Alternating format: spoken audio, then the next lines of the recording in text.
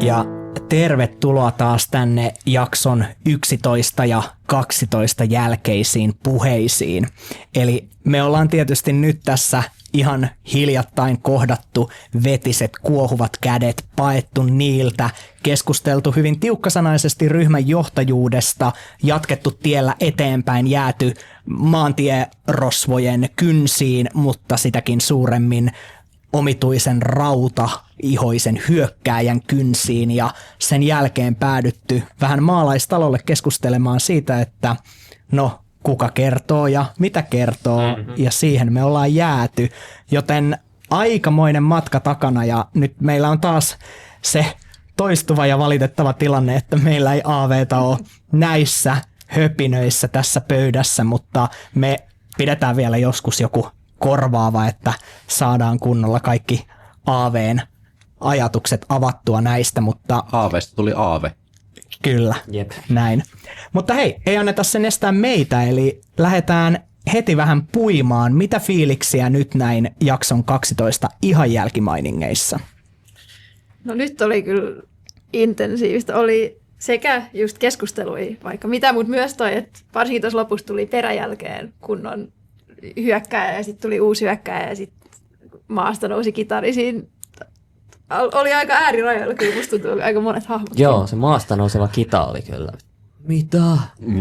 Merhealissa kaikki yrittää tappaa sut jopa maa sun jalkojen alla. Ja tää on jo toinen kerta, jos ajatellaan, että Gustav oli uppoamassa niin kuin tähän taikasuohon jossain kohtaa. Joten Gustav on metaforinen uppoava laiva. Niin ja hei, suthan vedettiin sieltä pois, eikö vedetty, niin nyt sä vedit vuorostossa. takaisin Joo, vuorosta, niinku kyllä.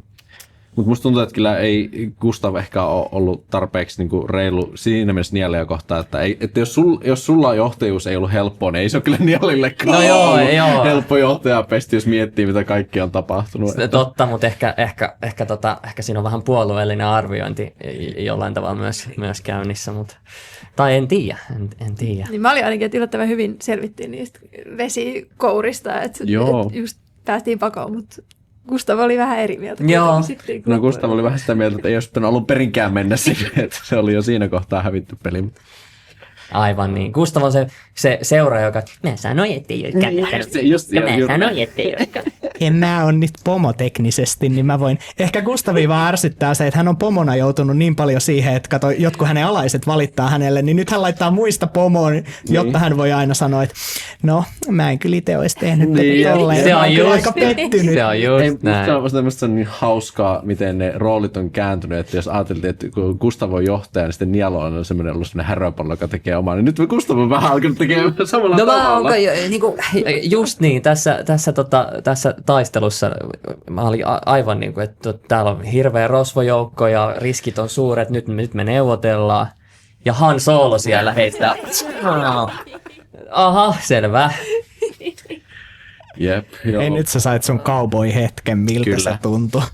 Se tuntui kyllä hyvältä ja mä olin koko ajan siinä, kun se monologasi se NPC, siinä mä olin koko ajan, nyt älä ammu. Mulla oli koko ajan solmi siinä liipasin, mä olin silleen, että nyt mä haluan ampua. Musta tuntuu, että Gustavia on jollain tavalla rangaistu niin paljon, että siitä on niin kuin hakattu semmoinen tietty katkeruus esiin.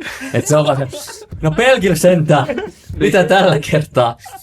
Can't deal with this shit anymore, tyyppisesti. Ei, se on kyllä siis Gustav on just ihan viimeisillään. Se on niin kuin henkisesti ihan viimeisillään tämän kaiken suhteen.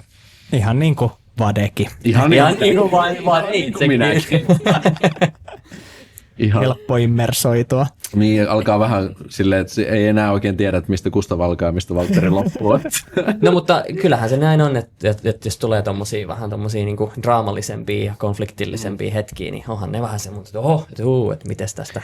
Oli ja siis just niin kuin 11 jakson alku just silleen, niin just puhuttiin, että mä olin ihan silleen, että mä en tiedä yhtään mitä tehdä, niin se oli hyvä, että Nielellä oli se johtajuushetki siellä, että se niin otti sen homma haltuun siellä ja kertoi Ilmarillekin. Joo, koska tänään oli siis oli niinku poikkeuksellisen siinä 11 jakson alussa, oli itselläkin poikkeuksellisen jotenkin väsynyt aloitus, että siinä kun Niall oli antanut, että okei, Eldred me vapauttaa hevoset ja Gustav me hakee ruumis, niin sitten mä olin, että joo Gustav, Gustav tekee, mitä Gustavin on käsketty tehdä, ja Juttuja. Eltrid tekee Juttuja. niitä juttuja, mitä se nyt tekikään, koska mä en yhtään enää muistanut käskyjaon jälkeen, että mitä noi tekee, et sit vaan niinku siinä oli... No se oli ehkä vähän semmoinen Gordon Ramsay-tyyppinen. One beef, one Wellington, one fish shoe. Did you get that? Tyyppinen. Oh, fuck. Joo. Mutta se oli hyvä, että silloin Niall tiesi, että missä mennään. Niin ja sitten oli paljon sellaisia. Niin ja sitten sä epäonnistuit heitossa. Okei, niinhän se meni. Joo, että. Aivan, joo. Ei, mutta siinä on hauskaa, kun siinä Niallissa jotenkin näkyy siinä hahmossa se nuoruus, että se välillä se vaan ottaa jostain syystä johdon. Sitten välillä, että no päätä sinä, eikö päätä sinä? Totta. Niin, kyllä. Aureli oikeastaan, no päätä, eikö minä tiedä. Joo, se valtava niinku käsi sulaa kiinni. Mitäs tehdään? Tai ne isot vesikädet tulee, niin Aurelio, estä sitä. Silleen, yksi taika-ekspertti on silleen, what the fuck you want me to do? Tässä jaksossa kyllä näkyy tosi hienosti se, harmi kun Aave ei ole täällä kommentoimassa, mutta sitä, että nyt kun Aureliasta on jäänyt taika-ekspertti, niin se toimii vähän samalla tavalla, niin kuin saisit joku niin kuin ainoa sille jotenkin niin kuin joku tällainen niin kuin ATK niin kuin tekninen tuki koko porukassa, niin kaikki tulee häneltä kysyyn paljon sellaisia asioita, mitkä ei ole ollenkaan hänen niin kuin osaamisessa ja vaikutusvaltansa alla. Just tämä, että valtavat kuohuvat kädet tulee, sä oot taika-ekspertti, pidättele niitä. Ja sitten Aurelio, mitä mä voin tehdä? Ai en mitään, okei. Ja sitten myöhemmin Gustav kysyy, kun on kadonnut sivu, voisiko näitä sivuja jotenkin paikantaa näiden toisten sivujen avulla. Ja sitten Aurelio vaan, no ei tai kun silleen nelossivulla luet, missä se vitossivu on? Ja sitten just Aurelio on vaan siellä, että ootko koittanut laittaa kiinni ja käynnistää uudelleen. Joo, just. Niin kuin, ja sitten vielä tässä lopussa tämä mutakidat ja kaikki muut, että mitä tässä pitää tehdä. No ei Aurelio tiedä. Että se on kyllä paha paikka joutua ryhmän ainoaksi taikaspesialistiksi. Varsinkin raudatteissa. No niin, ja kun ei itse pysty taikomaan. Niin kuin. Mutta tässä oli kyllä myös jotenkin tosi mielenkiintoista tämä, että meille tuli tämä Niallin taian käyttö vähän silleen tapetille, ja siinäkin oli just nämä, niin kuin, että Aurelio oli sitä mieltä, että tosiaan, että ei Gustavin tarvitse kaikkea tietää, mutta sitten Eltrid puolestaan oli sillä kannalla, että nyt pitäisi niin kuin kaikki jotenkin kertoa, niin haluatko sä avata vähän sitä puolta just Helmi, että mitä sä ajattelet, että miten Eltrid suhtautuu tähän tilanteeseen ja miten tämä pitäisi ratkaista hänen mielestään? No, koska Eltrid on, tai koska Gustav on kuitenkin se heidän alkuperäinen johtaja, niin Eltrid on ehdottomasti niin kuin ensimmäisenä sille uskollinen. Että joo, hän lupasi Niallille tästä asiasta, mutta ei hän sanoi silloinkin mun mielestä jotain, että tältä joten toistaiseksi, tai ainakin nyt. Hän lupasi silloinkin, että hän on koko ajan kyllä tiennyt, että kyllä Gustavilla on pakko kertoa, että hän ei voi olla semmoinen, joka tämmöisen asian pitäisi niin kuin johtajalta salassa. Aivan. Ja kuitenkin meillä alkaa olemaan, että Aurelio selkeästi huomataan, että Aurelio pystyy pitämään tämän johtajalta salassa esimerkiksi. Ja kuka tietää, kuinka pitkälle Niall on valmis pimittämään, joten miltä se Vade tuntuu rooli pelata sitä, että ei tiedä aika tällaista isoa juonellista elementtiä? No siis se on sinänsä kyllä niin kuin aika helppo, koska mua kauhistuttaa se ajatus, että mitä tapahtuu sitten, kun Gustav tietää. Että mun pitää siinä kohtaa tehdä se ratkaisu. Nyt mä pystyn vähän niin kuin silleen, että okei. Ei ole vielä, että mun ei tarvitse miettiä tätä vielä. Tämä ei ole niin kuin, mutta se tulee nyt koko ajan lähemmäs. Mä tajun, että ei mun pitää oikeasti muuten miettiä. Koska mä en ole siitä ollut ihan varma, että miten Gustav reagoi siihen. Mä en ole vieläkään ihan varma, miten Gustav reagoi siihen, mutta nyt mulla ainakin tässä vähän aikaa miettiä. Vai niin, saa nähdä, mitä tapahtuu. Joo, kyllä tossa nyt aika semmoiseen tilanteeseen joutuu, että osa salaisuuksista saattaa paljastua. Että jos antaa jotain, niin säästää jotain muuta. Joo, se on totta. Joo, me ollaan kyllä aika niin kuin asioiden kynnyksellä ja jotenkin tämä, että tuli niin kuin peräti 2 hyökkäystä tällä matkalla ennen sitä pääkaupunkia. Ehkä me jossain niin kuin silleen 5 jakson päästä päästään sinnekin sitten, mutta kuitenkin just tämä, että ensimmäinen oli, että no siellä oli kummitteleva järvi, mutta nämä toiset oli selkeästi henkilöitä, jotka tiesi, mitä te kuljetatte mukananne.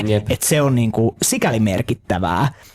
Tietysti toinen näistä oli silleen hyvin informoitu rosvojoukko, mutta tämä rautainen hyökkääjä on kyllä vielä asia erikseen selkeästi. Mystinen vihollinen, josta varmasti jollain tasolla kuullaan vielä kyllä. Ja taisteluvinkit puhuttiin jakson 12 alussa. Mites ne kävi toteen? No ei ainakaan Ritsa osunut. Ei, ainakaan siinä jossain kohtaa. Jep. Kannatti ampua ensin. Se on totta, se on totta. Ehkä ihan hyvin tuli heitetty, mutta en mä tiedä, oliko tämä nyt kovin big brain move. Se oli ehkä vähän Rambo-style, mutta joskus niitä ganssejakin pitää. Kyllä, todellakin. Vähän kouluttaa. No jos tää oli nyt, kato ne guns, niin ehkä sitten ensi jaksossa, kun täytyy kenties käydä kiivaita keskusteluja, niin tulee ne big brain. Ehkä. Tai hommat. Silloinkin guns. You never know what's gonna happen. Totta. Raudattajissa se on joko tai, ja nojataan sinne tänne suuntaan vahvasti. Raudattajat ei neuvottele. Raudattajat ei neuvottele. Aivan. Kiitos kun katsoitte ja ei muuta kuin tulevien jaksojen mukaan sitten tervetuloa Merhealiin.